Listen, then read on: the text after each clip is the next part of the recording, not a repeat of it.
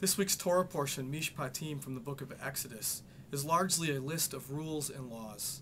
And as we read them, sometimes it's difficult to understand how they apply to our lives in this day and age. Many of them are still applicable, but sometimes, some of them, seem to apply to a life and a civilization that is long past. Well, I think there's a clue at the end of last week's Torah portion about how we're supposed to understand them.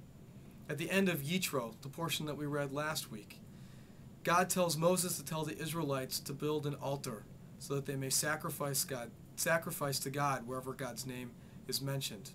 And then the portion ends and we begin this week's portion with the list of laws.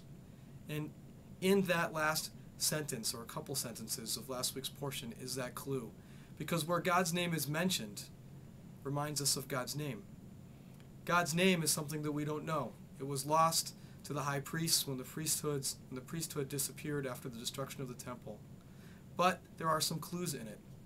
And Rabbi Arthur Green tells us within that name, Yud He Vav He, which we don't know how to pronounce, are all of the letters that make, almost all of the letters that make up the words Haya, Hoveh, and Yehiyeh. The past, the present, and the future. And so we often find God in the past as we think about those that came before us. We pray for God's presence in the future as we strive for a better day. But often it's difficult to understand God's presence in our own day. And that's where this list of laws comes in. These laws help us to live better and to live with each other.